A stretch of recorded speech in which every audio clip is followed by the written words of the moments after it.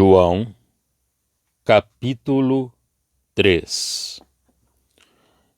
E havia entre os fariseus um homem, chamado Nicodemos, príncipe dos judeus.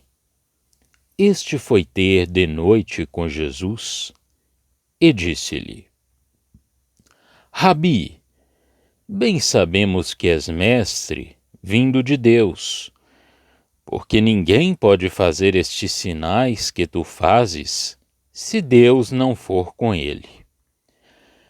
Jesus respondeu e disse-lhe: na verdade te digo, que aquele que não nascer de novo não pode ver o reino de Deus.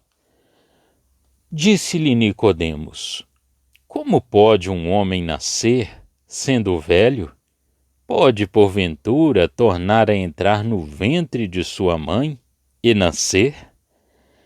Jesus respondeu: na verdade te digo que aquele que não nascer da água e do Espírito não pode entrar no reino de Deus. O que é nascido da carne é carne, e o que é nascido do Espírito é Espírito.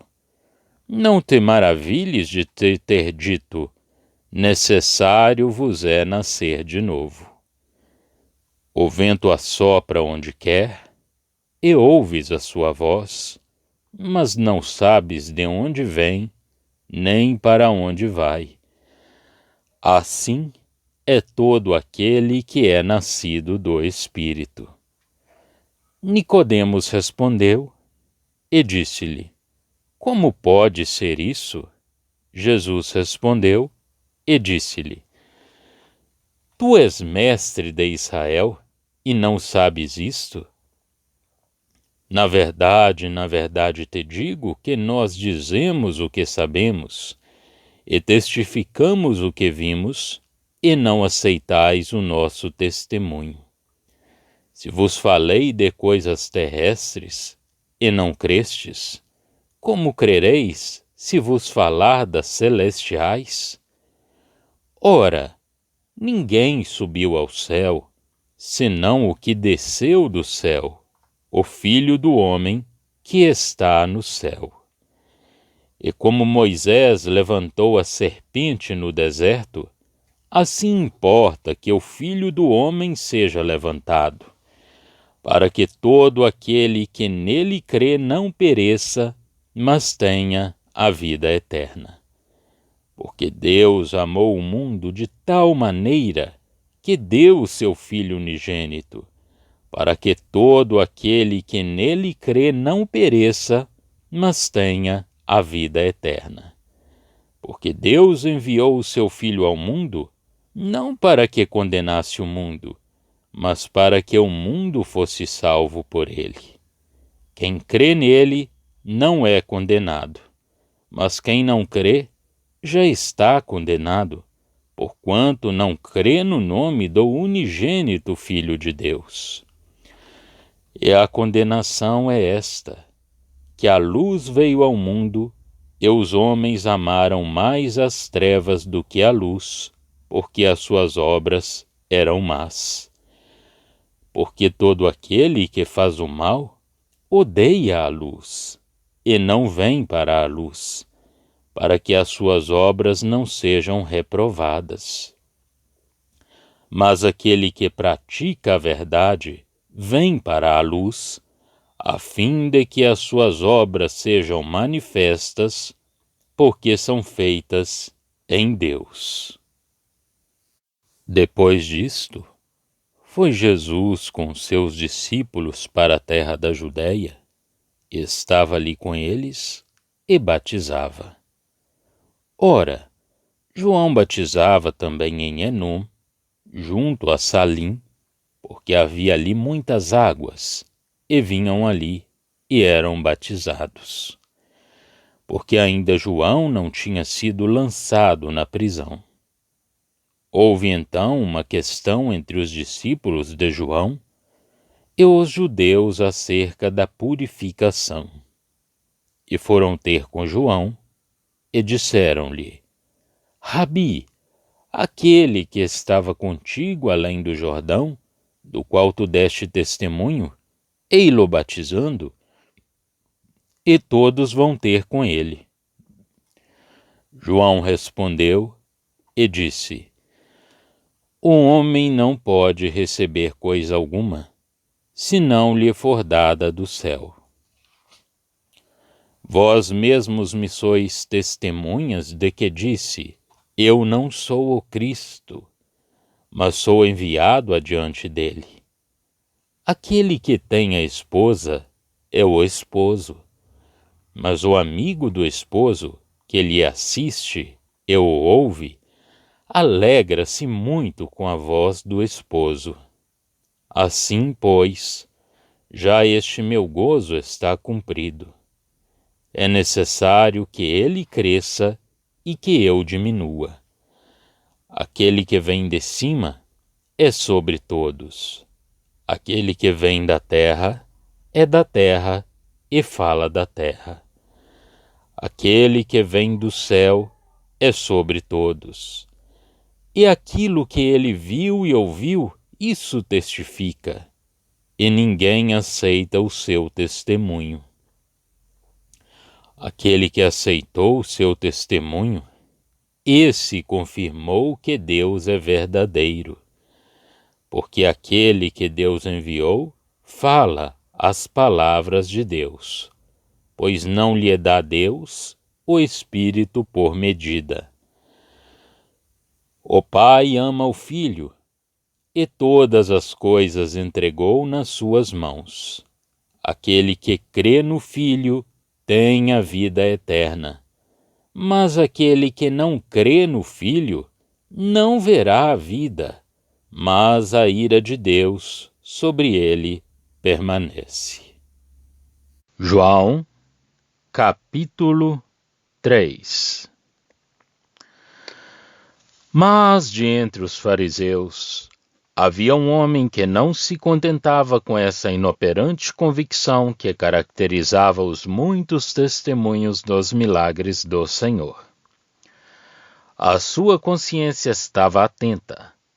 A vista de Jesus e a audição do seu testemunho tinham produzido grandes necessidades no seu coração.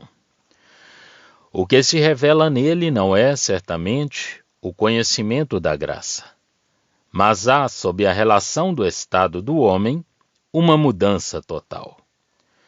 Nicodemos não conhece nada acerca da verdade, mas verifica que ela existe em Jesus e deseja-a.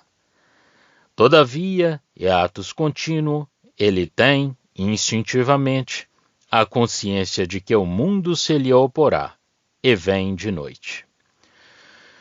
O seu coração receia o mundo, porque ele tem algo a ver com Deus, e o mundo é contrário a Deus.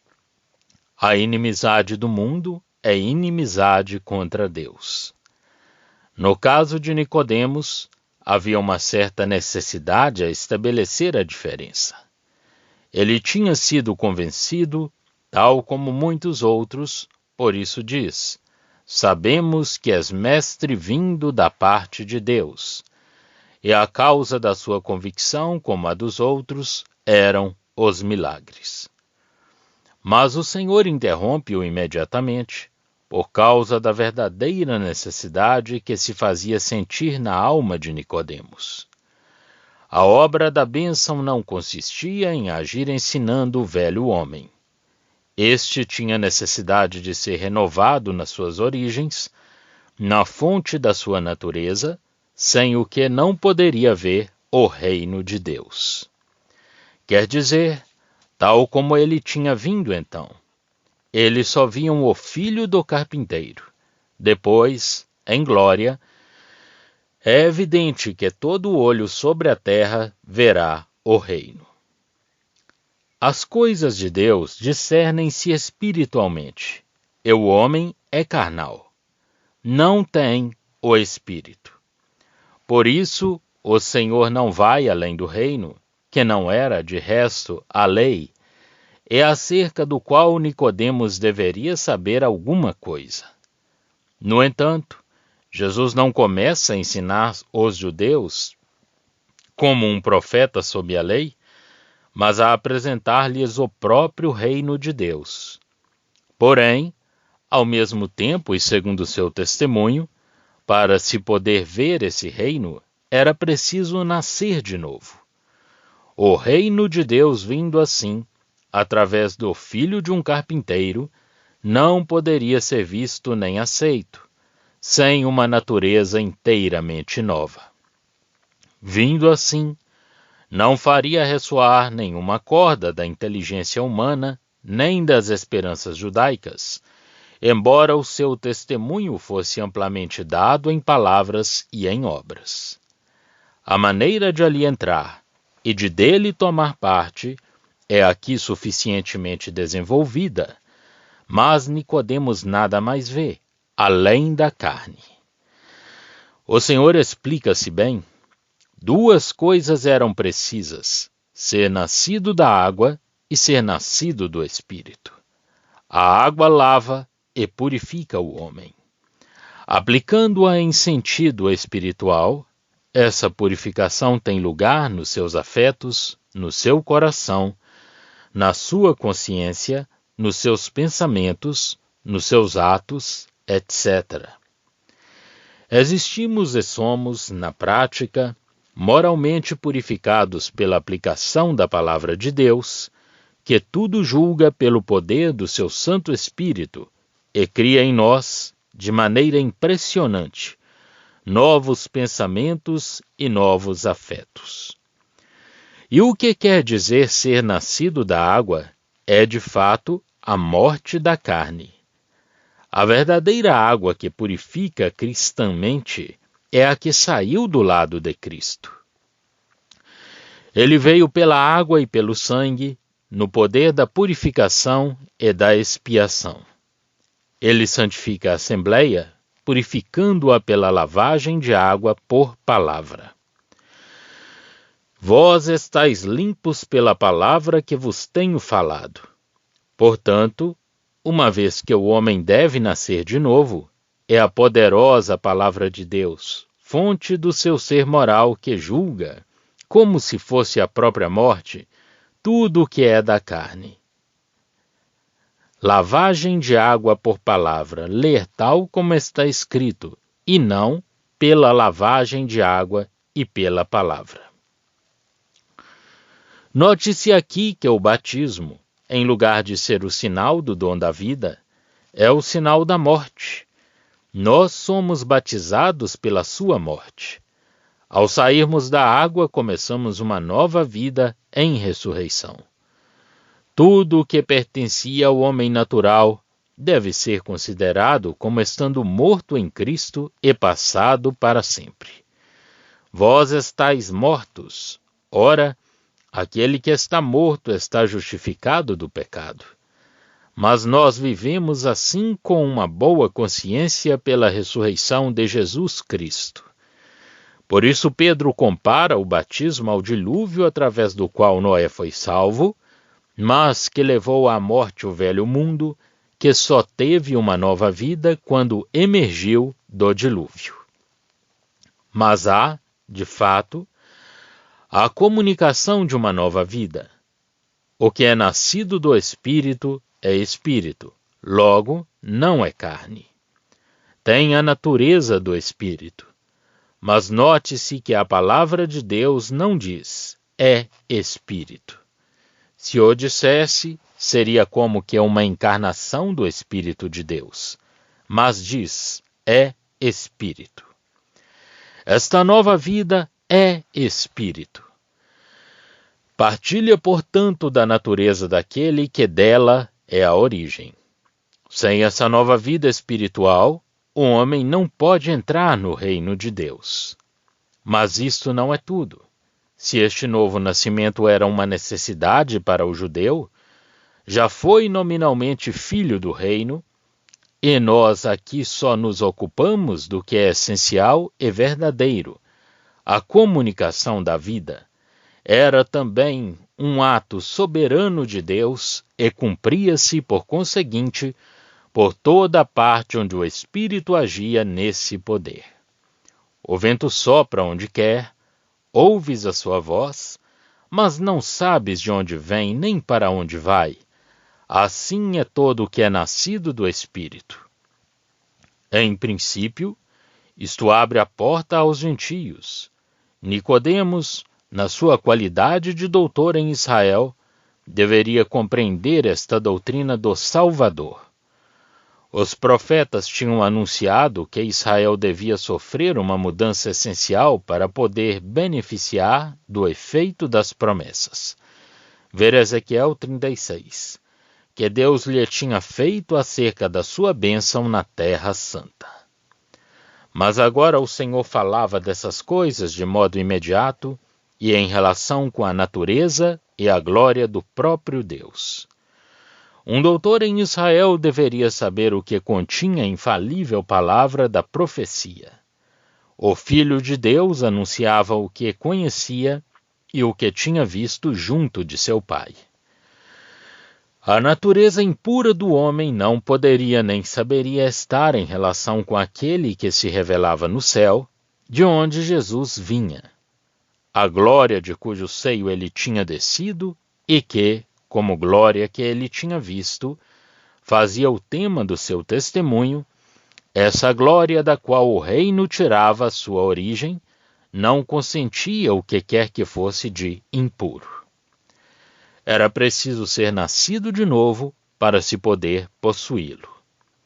Jesus prestava testemunho como vindo de cima e sabendo o que convinha a Deus, seu Pai.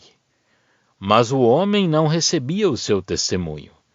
Poderia suceder ficar aparentemente convencido por causa dos milagres, mas receber no seu coração o que convinha à presença de Deus era outra coisa. E se nem Nicodemos tinha podido receber a verdade nas suas relações com a parte terrestre do reino, de que os próprios profetas tinham falado, quer dizer, dos outros judeus, e ele próprio, se Jesus lhes falava de coisas celestes? No entanto, ninguém poderia saber o que quer que fosse acerca disso por outros meios. Ninguém tinha subido ao céu, nem de lá tinha descido para dele trazer testemunho. Só Jesus, em virtude do seu caráter, podia dar esse testemunho, porque era ao mesmo tempo filho do homem neste mundo e filho de Deus no céu.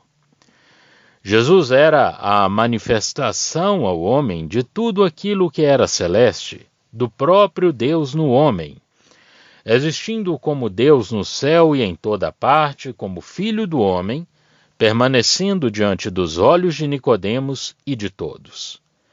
E, no entanto, ele devia ser crucificado e desse modo elevado deste mundo onde tinha vivido como sendo a manifestação do amor de Deus em todos os seus caminhos, e de Deus mesmo.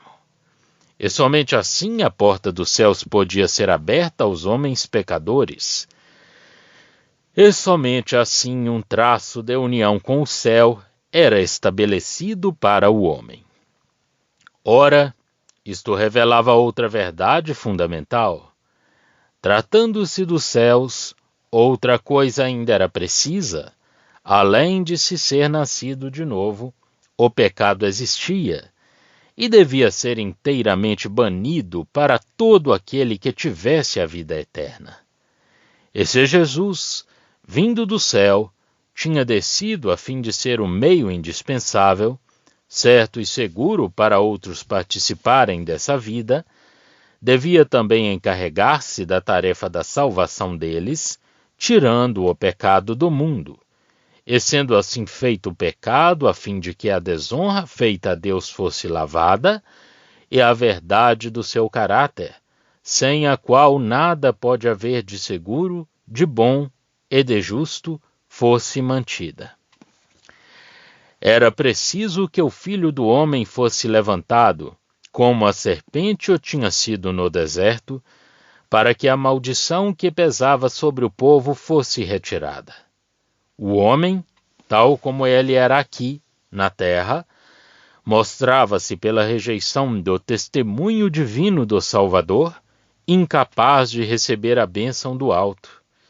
Por isso tinha de ser remido. O seu pecado devia ser expiado, retirado, e ele mesmo tratado de acordo com a verdade do seu estado e o caráter de Deus, que não poderia renegar-se a si próprio. Assim, Cristo tomou o lugar do homem em graça. Era preciso que o Filho do Homem fosse levantado, fosse rejeitado da terra pelo homem, cumprindo assim a expiação perante o Deus de justiça. Numa palavra, Cristo vem com pleno conhecimento do que era o céu e a glória divina.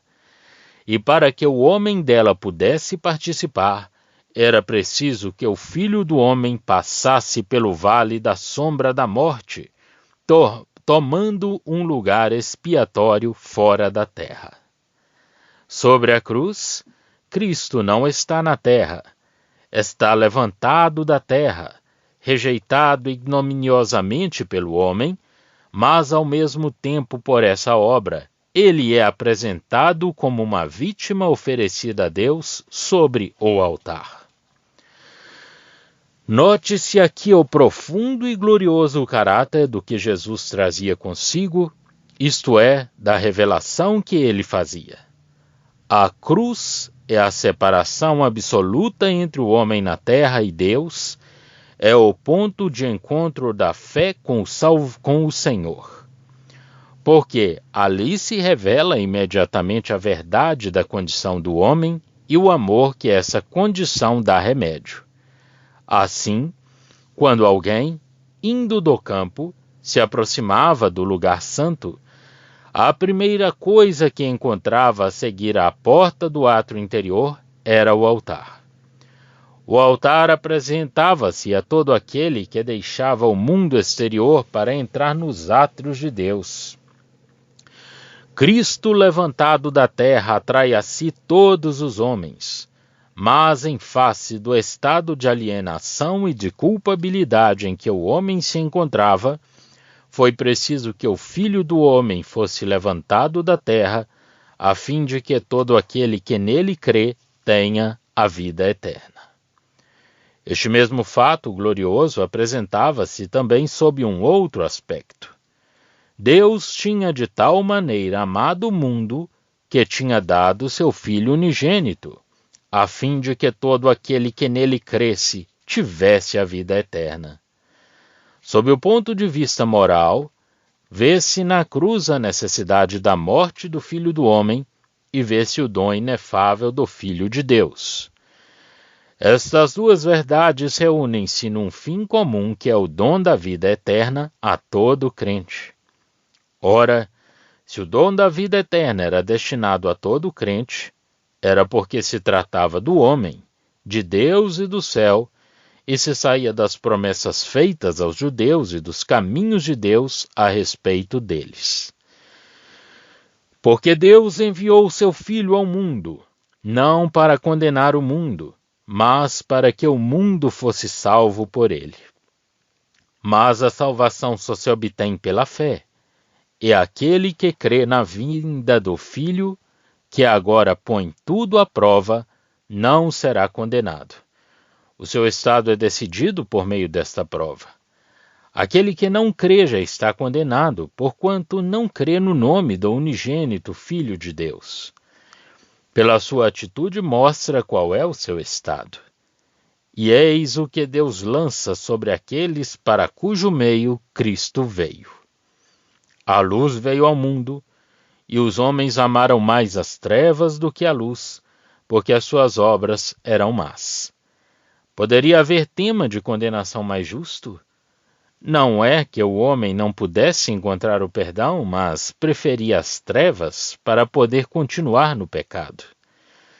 O resto do capítulo apresenta-nos o contraste das posições de João e de Cristo. Ambos estão em cena. O fiel amigo do esposo, não vivendo senão para lhe agradar. O outro, o esposo, a quem tudo pertence. Um, em si próprio homem da terra, por maior que fosse o dom recebido do alto. O outro, ele próprio do alto, é acima de todas as coisas. A esposa pertencia a este. O amigo do esposo estava muito contente por ouvir a sua voz. Nada de mais belo do que essa expressão de João Batista, inspirada pela presença do Senhor. Ele estava bastante perto do Senhor para estar contente e alegre por Jesus ter todo o poder. E é sempre assim com todo aquele que está ao pé de Jesus. Quanto ao seu testemunho, João prestava-o em relação com as coisas terrestres. Fora enviado para esse fim.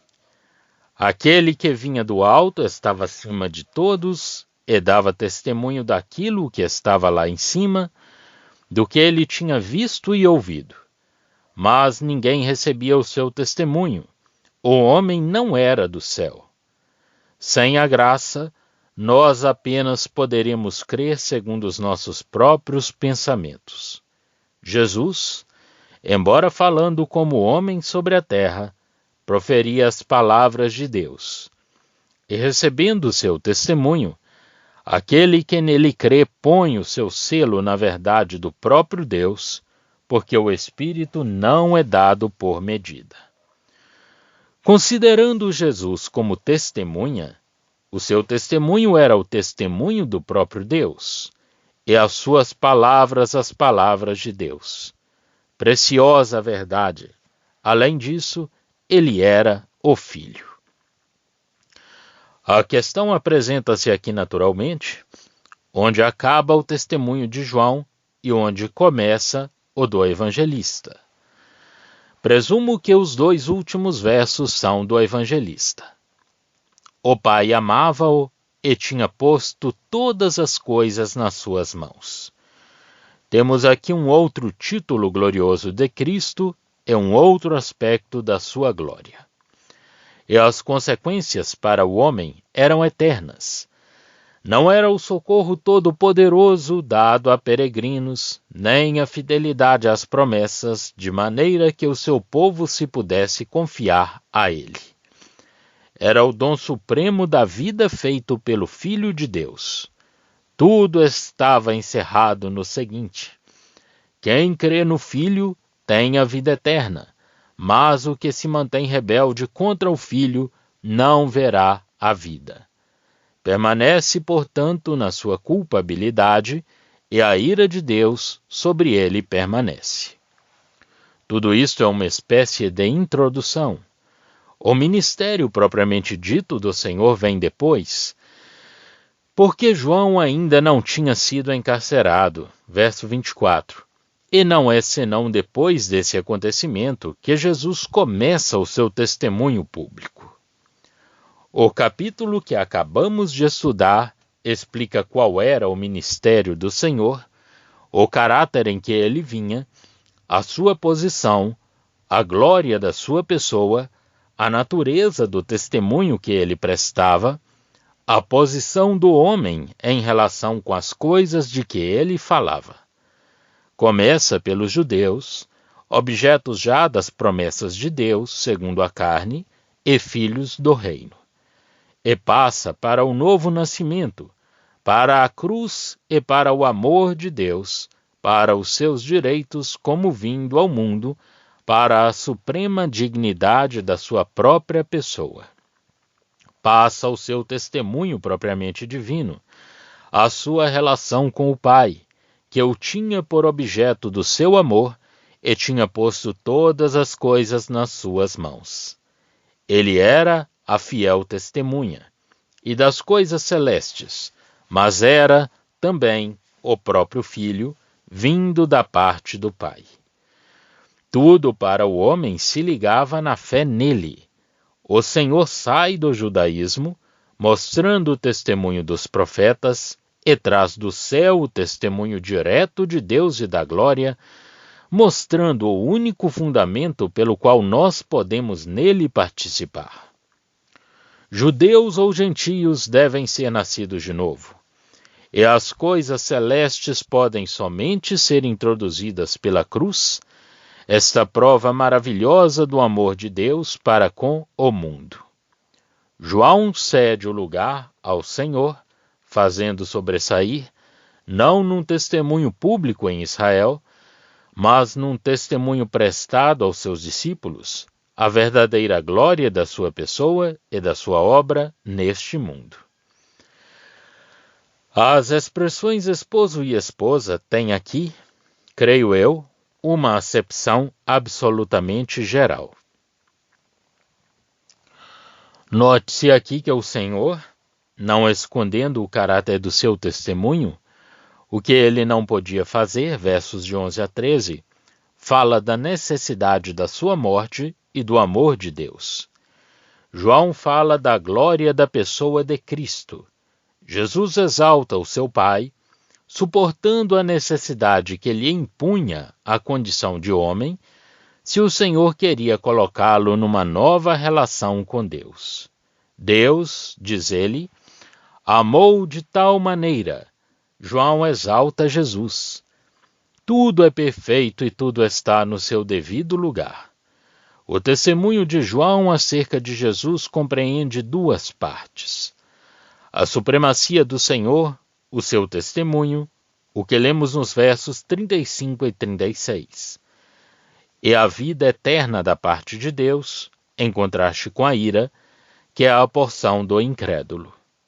E isto é uma nova revelação.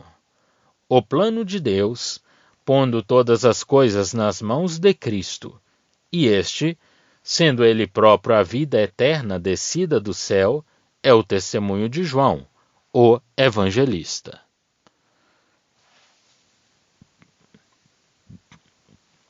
Com efeito, João diz que ele mesmo não é o Cristo. A esposa terrestre pertence ao Cristo, mas ele nunca a tomou para si. E João fala dos direitos do Senhor, direitos que para nós serão realizados num melhor país e sob um céu mais belo que estes que o mundo nos pode oferecer. Repito, a ideia geral de esposo e de esposa. Mas atingimos neste momento o novo terreno de uma nova natureza, a cruz e o mundo, e o amor de Deus pelo mundo. Já estão disponíveis para leitura os comentários do Novo Testamento e do Antigo Testamento de João Nelson Darby. Estão nos formatos de livro, e-book, também aplicativo para o celular Android. Visite o nosso site www.palavrasdoevangelho.com.